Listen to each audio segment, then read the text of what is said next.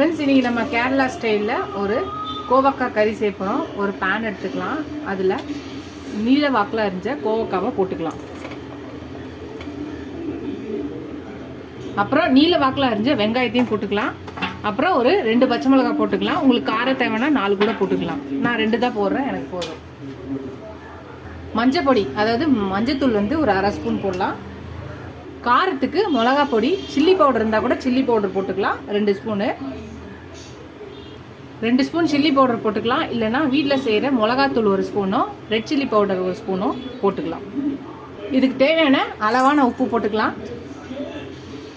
இப்போ இதில் தண்ணி ஊற்றி இது நல்லா வேக விடலாம். இதை ஒரு கலக்கி இந்த கோவக்காய் நல்லா வேகணும். மூடி போட்டு இதை வேக விட்டுடலாம். கோவக்காய் வேகுது, அதுக்குள்ளே நம்ம இதுக்கு ஒரு பேஸ்ட் அரைச்சிடலாம். ஒரு மிக்ஸி ஜார் எடுத்துக்கலாம். அதில் தேங்காவை போட்டுக்கலாம். ஒரு 1/2 மூடி தேங்காய் போட்டிருக்கேன். அப்புறம் ஒரு 5லேருந்து ஒரு சின்னதாக இருந்துச்சுன்னா ஒரு 10 போட்டிருக்கேன். பெருசாக இருந்துச்சுன்னா ஒரு 5 கூட போட்டால் போதும். சின்ன வெங்காயம் போட்டிருக்கேன். ஒரு 1/2 ஸ்பூன் மஞ்சத்தூள் போட்டிருக்கேன். இப்போ இது நல்லா பேஸ்ட்டாக அரைச்சி எடுத்துடலாம். நம்ம பேஸ்ட்டாக அரைச்சி வச்சாச்சு. இது ஒரு பக்கம் இருக்கட்டும். ஓப்பன் பண்ணிடலாம். கோவக்காய் நல்லா வெந்துருச்சு. இப்போ இதில் நம்ம அரைச்சி வச்ச தேங்காய் விழுதை ஊற்றிடலாம். இப்போ எல்லாத்தையும் நல்லா கலக்கிக்கலாம். இது நல்லா கொதிக்கிட்டோம். இதுக்குள்ளே ஒரு தாளிப்பு கொடுத்துடலாம்.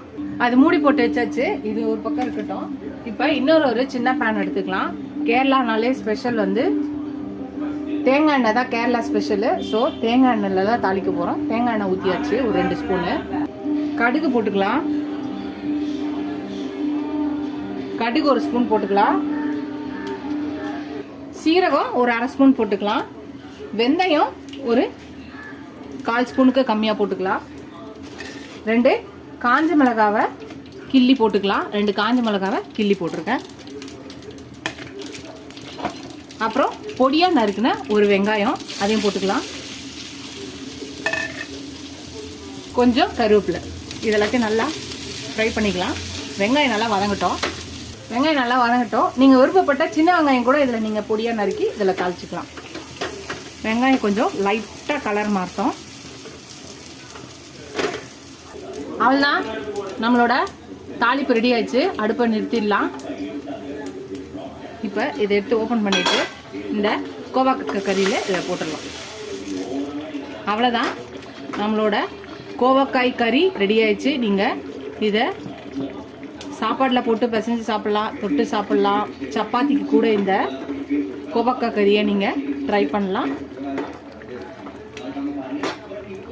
அதுதான், நீங்களே இந்த கோவக்காய் கறி ரெடி ஆயிடுச்சு. ட்ரை பண்ணி பாருங்கள். ட்ரை பண்ணி பார்த்துட்டு எப்படி இருக்குன்னு சொல்லுங்கள்.